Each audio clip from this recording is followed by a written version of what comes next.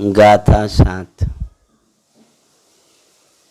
समय सार अर्थात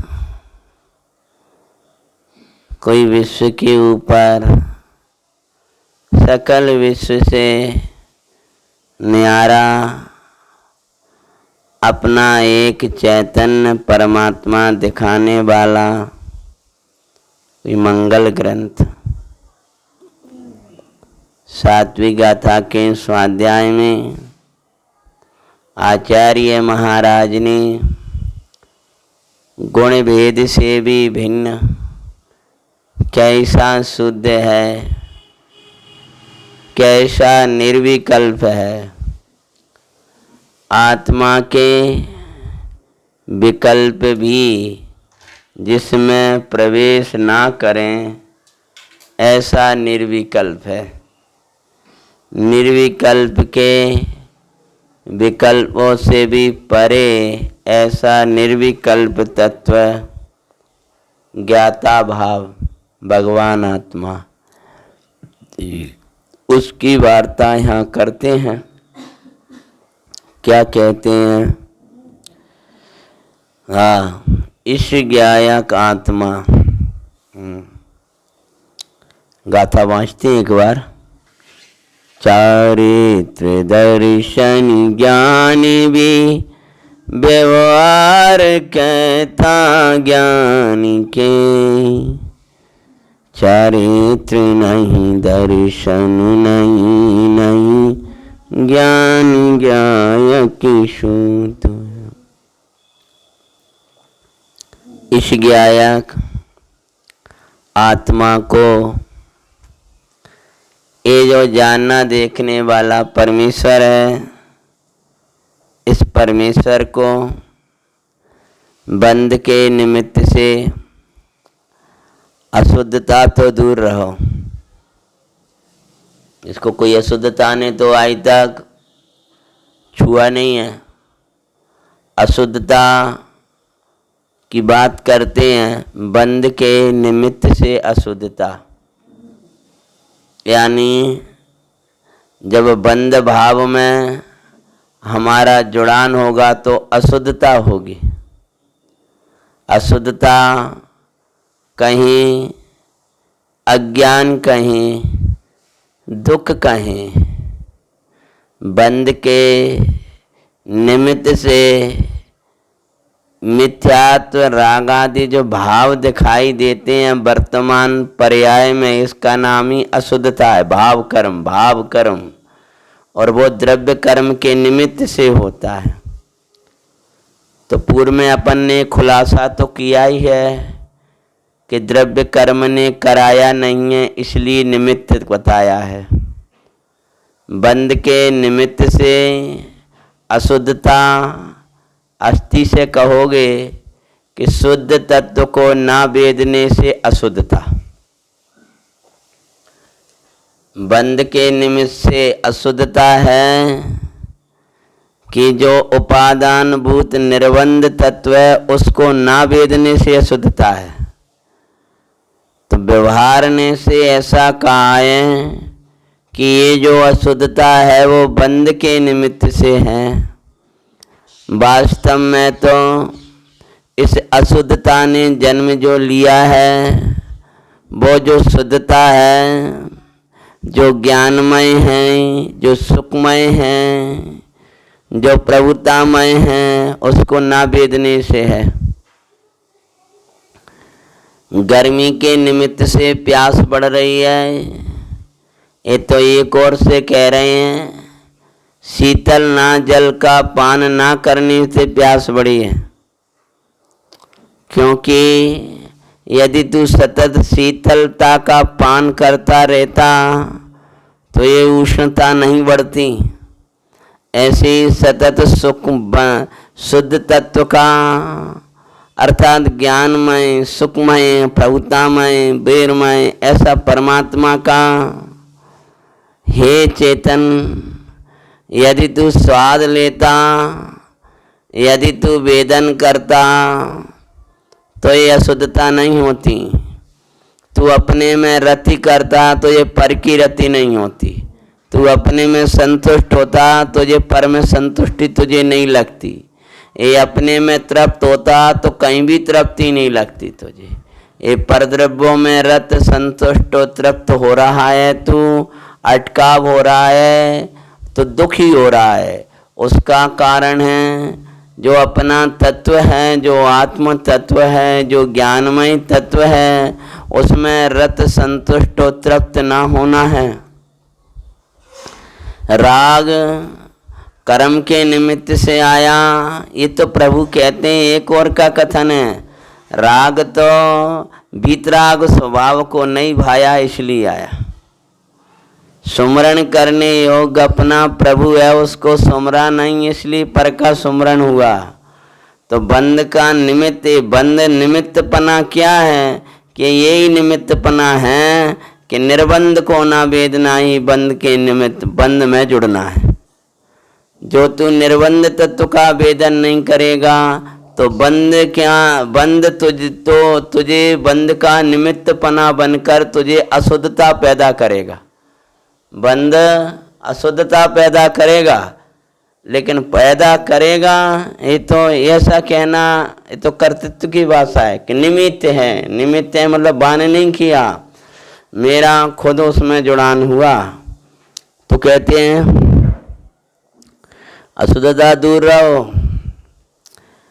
अरे कर्म राग विकल्प संकल्प दूर रहो। मेरी आत्मा की सीमा में नहीं है। मेरी आत्मा, अपने आत्मा की सीमा देखो और घबराहट बंद करो। ये तो अपने प्रभु में कुछ है ही नहीं है। दूर रहो ये सब चीज़ें, तो ये तो दूर रहो, ये तो दूर की बात है। इस मार्ग के मार्गी कभी तीव्र जरों में, तीव्र राग में बहें, ये तो दूर रहो। इस मार्ग के मार्गियों को तो मंद राग भी अटकाने वाला नहीं है। इस मार्ग के निवृत्ति मार्ग के मार्गी तो अपने स्वभाव में ही कोई भाएंगे। अशुद्धता तो दूर रहो, बहुत दूर। बंद के निमित्त वाली यानी बे मुझे रागी देशी करा देंगे, दुखी करा देंगे, तो बहुत दूर की बात है।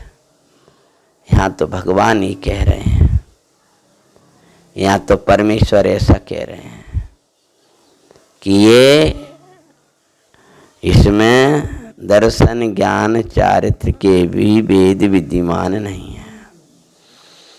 दर्शन ज्ञान चारित्र के भेद विद्यमान नहीं है। दर्शन ज्ञान चारित्र भी विद्यमान नहीं है, मतलब उसके भेद विद्यमान नहीं है। क्योंकि अनंत धर्मों वाले एक धर्मी में जो निष्णात नहीं है, ऐसे निकटवर्ती शिष्यों को आत्मा किनको बताया जाएगा? जो आत्मा को समझना चाहेगा, जो एक धर्मी को पकड़ना चाहते हैं, लेकिन धर्मी को पकड़ना चाहते हैं और धर्मों का ज्ञान नहीं है, जिनके अंतर में लगन लगी है, निकटवर्ती, निकट में ही वर्तते हैं, निकट में ही रहते हैं, अत्यंत निकट वर्तते हैं। ज्ञाता भाव की महिमा, निकटवर्ती, जिसको इस संसार के बाह्य पदार्थ प्रभावित करते हैं, वे तो आत्मा से अत्यंत दूर वर्तते हैं। जिनको यह शरीर की अवस्था प्रभावित करती है, वे दूर वर्तते हैं, वे भी दूर हैं। शरीर की जो अवस्था है, संयोग प्रभावित कर रहे हैं, बाहर का वातावरण प्रभावित कर रहा है, वे तो बहुत दूर वर्त रहे हैं, बांस हो गए। अथवा यूँ कहीं जिन्हें अशुभ अप्रशस्त द्रव्य वे ही अच्छे लग रहे हैं। पांच इंद्रिय के विषय हैं, पांच इंद्रिय के विषयों के साधक लौकिक जीव वे ही अच्छे लग रहे हैं। अपनी प्रशंसा अधिक ही जिनको स्वा रही है, वे तो भगवान आत्मा से अत्यंत दूर बरतने वाले हैं, बहुत दूर है। उनको तो भगवान आत्मा सुहाता ही नहीं है। वे तो रात दिन उसी में रहते हैं, उनको आत्मा तो छोड़ो, प्रभु भी कभी याद नहीं आते हैं। पर आत्मा उनसे जो शरीर, आत्मा के निकट कहा जाता है, निकट अभी रात शरीर नहीं है, तो शरीर की कोई अवस्था जिसे प्रभावित करती है वो दूर बढ़ता है। अथवा तो यूं कहें कि जिन्हें लौकिक जीव सुहाते हैं वे तो अत्यंत दूरवर्ती हैं। जिन्हें भगवान की भक्ति, पूजा, स्वाद, ये इत्यादि विधान, भक्तियाँ, नंदीश्वर के पर्व चल रहे हैं, ये सुहा रहे हैं, इसको भी भगवान कह रहे हैं दूर वर्त रहे हैं। जिन्हें स्वाध्याय सुहाता है, स्वाध्याय अच्छा लगता है, वो भी अभी कौन सा स्वाध्याय कि जिसमें बस स्वय की चर्चा हो। सुना दो मुझे माझी निवाणी, बस एक आत्मा की महिमा, बस कल्याणी तू कल्याणी। मैं एक गायक भाव हूँ, मैं एक शुद्ध परमात्मा हूँ। अभी भी अत्यंत दूर, विधान आदिक में भई पूजा वो दूर, और यहाँ भी स्वाध्याय में दूर। और जब तत्व विचार करने लगा तब कुछ निकट, और जब तत्व विचार में एक ही एक सुहाने लगा तब वो निकटवर्ती शिष्य होता है। अथवा जगत जिसे प्रभावित करता है वो दूर वर्तता है, शरीर जिसे प्रभावित करता है वो दूर, वो जगत जिसे प्रभावित करे वो अति दूर, शरीर की अवस्था प्रभावित करे वो दूर, कर्म प्रभावित करता है वो भी दूर, प्रमत्त प्रमत्त की पर्याय को प्रभावित वो भी दूर। ये सब दूर दूर की कैटेगरी है। पर जो द्रव्य गुण पर्याय के भेद विकल्प में भी अटक जाता है, वो भी, उसको भी निकट नहीं कहा, उसमें भी ना करके एक भगवान चेतना का नाथ जिसे चाहिए वो निकटवर्ती शिष्य है। निकट गुरु का अभिप्राय के निकट पहुंच गया है, धर्मी के निकट पहुंच गया है, और धर्म को ग्रहण कर नहीं पा रहा तो पकड़ नहीं पा रहा। इसलिए उनको धर्मी को बताने वाले कितने ही धर्मों के द्वारा उपदेश करते हुए, जिसमें आत्मा की ही महिमा बताई जाए, ऐसे धर्मों के द्वारा आचार्य भगवान ने उपदेश दिया है। कहते हैं आचार्य दे धर्मी को बताने वाले कितने ही धर्मों द्वारा, ये सब खुलासा हो चुकी हैं पहले स्वाध्याय में, उपदेश करते हुए आचार्य का। यद्यपि धर्म और धर्मी का स्वभाव से अभेद है, धर्म का और धर्मी का ज्ञान दर्शन सुखमयी जो धर्म है, प्रभुता आदि रूप जो धर्म है, मेरा भगवान चेतना का नाथ वो धर्मी है, अभेद है, अभेद है। अर्थात धर्म धर्मी, धर्मी से रहे, धर्म को मत खोज, क्योंकि धर्मी धर्ममय है। यानी आत्मा से विमुख होकर सुख को मत खोज, ज्ञान को मत खोज, शांति को मत खोज। आत्मा तो शांति का अभेद उसी से समाई हुई है, समाई हुई है। सम्यक दर्शन आत्मा से अभेद है, ज्ञान आत्मा से अभेद है, चारित्र आत्मा से अभेद है। और तू भी आत्मा में अभेद पने समा जाएगा तो वे तेरी पर्याय में सहज पने प्रकट हो जाएंगे। तो कहते हैं धर्म कोई अलग हो, मिठास कोई अलग हो, मिश्री कोई जुदा हो, ऐसा नहीं है। अंगे अलग हो, अंगी अलग हो, ऐसा नहीं है। हाथ अलग हो, पैर अलग हो, हैं, और मानव अलग हो, मनुष्य अलग हो, ऐसा नहीं है। कहा जाएगा दो हाथ दो पैर वाला, दो नाक दो कान वाला, तो बाला को हटा दो बचेगा क्या? शाखा अलग है, वृक्ष अलग है। शाखाओं को काट देने से, शाखाओं को निषेध देने से वृक्ष का ही निषेध हो जाता है। ऐसे ही धर्मों का निषेध करने से धर्मी का ही निषेध हो जाता है। धर्म और धर्मी अलग अलग नहीं है। इसलिए धर्मों को चाहने वालों, वो धर्मी के बिना भी धर्म नहीं आएंगे। धर्मी की उपासना ही धर्मों को प्रकट करेगी। धर्मी के बिना धर्म नहीं मिलेंगे, ज्ञान नहीं मिलेगा, सुख नहीं मिलेगी, प्रभुता नहीं होगा, निर्मल सम्यक्त नहीं होगा, चारित्र नहीं होगा, केवल ज्ञान नहीं होगा। आत्मा कोई अद्भुत तत्व है, आह्लादकारी तत्व है, महिमामय तत्व है, तृप्त तत्व है। ये आत्मा के चारित्र नाम के गुण से प्रकट हुई तृप्ति ही वो धर्म है, और वो भगवान आत्मा के बिना मिलने वाला नहीं है। तो कहते हैं यद्यपि धर्म और धर्मी, यद्यपि धर्म और धर्मी का स्वभाव से अभेद है,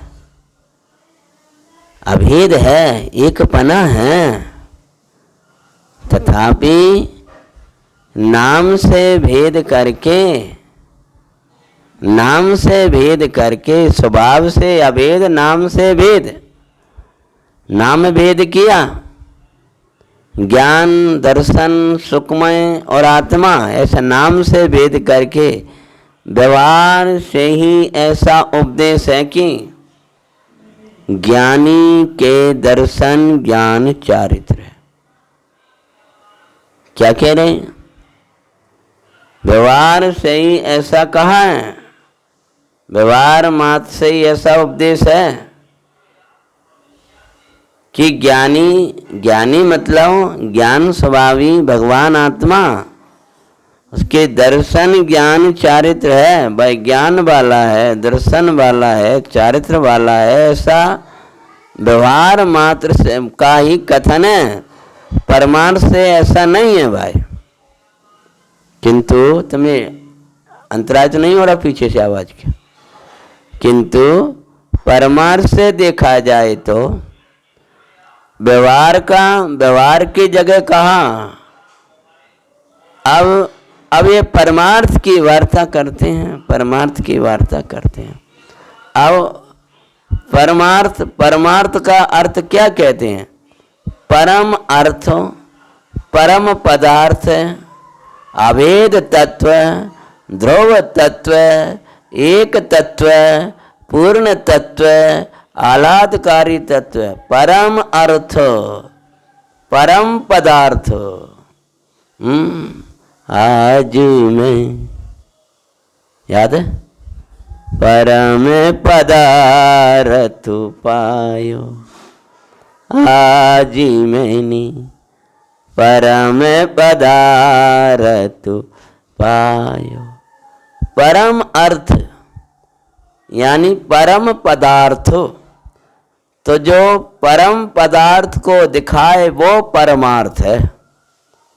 परमार्थ, परमार्थ मतलब परम अर्थ को बताए, अर्थ मतलब पदार्थ, जो उत्कृष्ट पदार्थ है, नव तत्वों में छिपी हुई जो चैतन्य ज्योति है, जो एक अभेद भगवान चेतना का नाथ है, जो परम पारनामिक भावमयी ज्ञायक भगवान है, जो आनंद का स्वामी नंदीश्वर है, अष्टांगिका के वचन को याद करें, जो अपना निकटवर्ती परमेश्वर है, जो परम पदार्थ है, ऐसा भगवान आत्मा, ऐसा निर्मल विज्ञान घन प्रभु, वो निर्मल विज्ञान घन प्रभु को दिखाए वो परमार्थ है।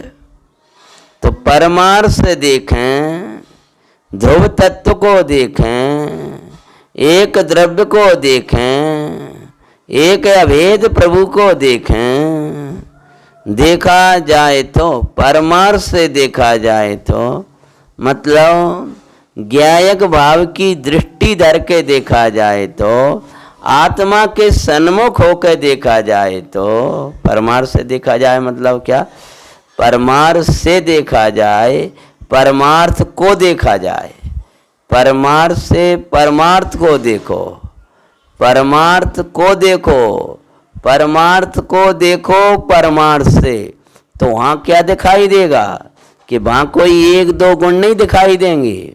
वो कैसा दिखाई देगा आत्मा कि वो जब सबरे के सब अनंत जो गुण हैं, अनंत जो वो हैं धर्म हैं, उनको पी के बैठा है। कहते हैं अनंत पर्यायों को एक द्रव्य पी गया, अनंत पर्यायों को एक द्रव्य पी गया। अनंत पर्याय उस द्रव्य के भीतर छुपी हैं। पूर्व में अर्थ किया था सम्यक दर्शन की अनंत पर्याय को पी के बैठा है। तुम सम्यक दर्शन के लिए तुम कह रहे हो, उसकी पेटे में, उसके भीतर चले जाओ, भीतर मिलेंगी सब, भीतर जा करके मिले, पी के बैठा है, मानो उन रूप वर्तता है। भगवान चेतना का नाथ, और चेतना के नाथ के निकट जा, वहां जाकर देखेगा ओ यहाँ तो ज्ञान, यहाँ तो आनंद, यहाँ तो जानन जानन जानन, एक ना सम्यक दर्शन, आनंद आनंद आनंद आनंद आनंद आनंद, आनंद को बरसाने वाले, ऐसे आनंद की अजस्र वर्षा करने वाला ये भगवान चेतना का नाथ अनंत पर्यायों को पी के बैठ गया। किंतु अनंत पर्यायों को एक द्रव्य पी गया होने से एक है, वो पी गया तो एक ही दिख रहा, मानो अनंत है तो अनंत पर्याय, अनंत गुण, अनंत पर्याय, लेकिन वे ये अनंत अनंत रूप नहीं है, वे एक ही रूप हैं, एक ही द्रव्य रूप हैं। तो कहते हैं पी गया होने से, मानो उन रूप बरतने वाला होने से एक है, कुछ मिले हुए स्वाद वाला है, मिले हुए स्वाद वाला है। इसका भाव क्या कि ज्ञान दर्शन है तो एक, लेकिन सबका लक्षण देखा जाए तो भिन्न भिन्न दिखाई देता है। तो मिले हुए मानो ज्ञान का लक्षण, दर्शन का लक्षण, सुख का लक्षण, वीर का लक्षण अलग अलग है, इसलिए कह रहे हैं मिला हुआ स्वाद। सबका स्वरूप देखें तो एक जानन पर्याय का अंतर्गत है, और वैसे देखें तो मिला हुआ स्वाद मतलब क्या, सब एक तो ज्ञान दर्शन सुख प्रभुता सबका पृथक पृथक लक्ष्य करके तो लक्षण अलग अलग, उनका लक्षण अलग अलग है, तथापि वो तो एक अभेद मिल गए सबरे के सबके सब। जैसे कोई पदार्थ बनाते हो आप तो वो उसमें सब चीज़ें मिल जाती हैं, फिर वह एक एक पर नज़र करते हैं तो समझ में आता है ये शक्कर है, ये ऐसा है, ये ऐसा है। ऐसे ही वैसे अभेद स्वाद आता है, पर जब लक्ष्य करते हैं तो समझ में आता है ये ज्ञान है, ये दर्शन है, सुख है। लेकिन छद्मस्त अवस्था में ऐसे एक एक गुण पर नजर करने से राग की उत्पत्ति होती है, इसलिए उसका निषेध किया। अभेद में अभेद को भेदते हुए और राग ना आए और सबके अनंत गुणों का एक एक भेद को, एक एक को अलग अलग स्वाद लें और अभेद का स्वाद लें, ये तो वीतरागता का ही विशेषता है। अलग अलग स्वाद लें मतलब क्या कि ज्ञान आ प्रकार का है, दर्शन आ प्रकार का है, चारित्र आ प्रकार का है, वीर का ये स्वरूप है, उसका ये स्वरूप। भगवान के ज्ञान में सबके आते हैं, तथापि वहाँ कोई एक एक गुण का विचार करने से, पता चलने से उनको कोई वीतराग राग की उत्पत्ति हो जाती हो, ऐसा नहीं है। पर यहाँ एक एक स्वाद पर लक्ष्य करेंगे, माने एक एक लक्षण को ऊर्ध्व करेंगे तो वहाँ विकल्प खड़ा होगा। जैसे आप एक एक स्वाद को लक्ष्य ले लगो, हाँ शक्कर भी है इसमें, तो ऐसा भी है, तो वो जो एक अभेद वैसा स्वाद होता है ना, वो नहीं ले पाओगे। इसमें बताइए जहाँ थोड़ा वो है है ऐसे पूरा लगा, वैसे एकदम अभेद ले रहे और कोई विकल्प नहीं है। विकल्प नहीं है वाली बात नहीं है, तत्संबंधी विकल्प के लिए बात कर रहे हैं। विकल्प की अनंत पंड है, वहाँ विकल्प कैसे नहीं। तो कह रहे हैं ये कैसा है भगवान कि एक और से देखे तो लक्षण भिन्न भिन्न है, लेकिन वह एक ही में मिल गए सबके सब। एक ही द्रव्य अनुरूप परिणत हो रहा है, वो सब अनंत लक्षण, सबके अनेक अनेक लक्षण है।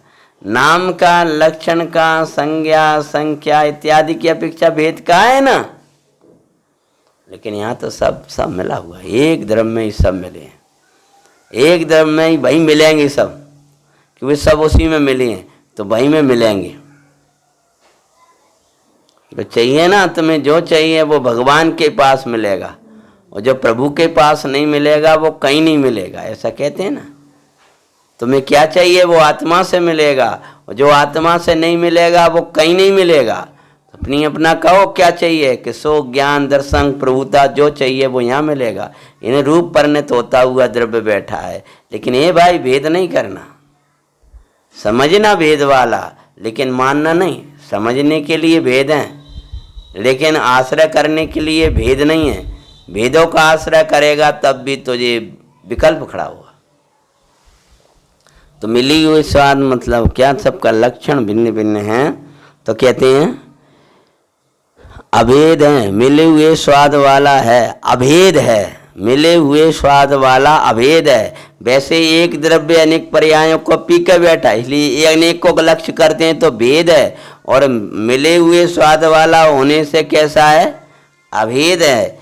ऐसे एक स्वभाव का अनुभव करने वालों को, जिसने ऐसा अभेद स्वाद लिया, को ना दर्शन है, ना ज्ञान है, ना चारित्र है, उसको ये भेदन को स्वाद नहीं है। जो मिले हुए का स्वाद, अभेद का स्वाद लेता है, उसको खटास मिठास अलग अलग आती हूँ, लेता सबका है, लेकिन उसको कुछ अलग अलग नहीं आते, उसको तो एक आता है, एक साथ आता है। ऐसी अनंत गुणों का पिंड परमात्मा जो है, जब उसमें रमता है तो सभी का एक साथ आनंदमयी स्वाद आता है, अलग अलग नहीं आता। इसलिए उसको ना दर्शन है, ना दर्शन का भेद, ना ज्ञान, ना चारित्र का भेद है। दर्शन ना ज्ञान ना चरित्रा, ये सब व्यवहार पसारा। भगवान आत्मा भेद शुद्ध चिन्ह में परमेश्वर, उस परमेश्वर में इस प्रकार के कोई भेदों का विकल्प ही नहीं है। भाई तो अभेद, ना दर्शन, ना ज्ञान, ना चारित्र, एक शुद्ध ज्ञायक ही है, एक शुद्ध ज्ञायक ही है। ऐसा भगवान, ऐसा निर्मलानंद, ऐसा पूर्णानंद की खान, एक शुद्ध और ज्ञायक। एक कह करके अनेक गुण वाला है तो भी अनेक भेद नहीं। शुद्ध कह करके उस एक में कोई प्रकार की अशुद्धि नहीं है। उसमें कोई अशुद्धता प्रवेश करती नहीं है। जानने वाला एक शुद्ध ज्ञायक मतलब एक शुद्ध जानना देखने वाला परमात्मा है, पूर्णानंद की खान है। इसलिए उसमें जब एक अभेद है, ऐसा पूर्ण परमेश्वर है, पूर्णानंद की खान है, तो उसमें कोई ये विकल्प नहीं है। अतः हे भव्य दर्शन ज्ञान चारित्र के विकल्प भी दूर करता है तो अशुद्धता खड़ी होती है। अतः हमको ये विचार करना चाहिए कि हे दूर वर्तने वाली परिणति, जे वाले विकल्प तुझे विकल्प देते हैं तो अन्य विकल्प की कौन कथा। भगवान चेतना का नाथ तो निर्विकल्प पूर्ण एक शुद्ध ज्ञायक ही। एक शुद्ध ज्ञायक में ना शरीर, ना कर्म, ना पुण्य पाप के भाव, ना प्रमत्त प्रमत्त की पर्याय, वर्ण वर्ग वर्गणा कोई ना उसमें दर्शन ज्ञान चारित्र के भेद हैं। ऐसे एक शुद्ध ज्ञायक की स्थापना छठी और सातवीं गाथा में आचार्य देव ने की है। अब इसी का स्पष्टीकरण भावार्थ में और जैसे स्वामी की टीका विषय आएगा उसको अपन यथा समय वाचेंगे। ओम नमः शिवाय। निधि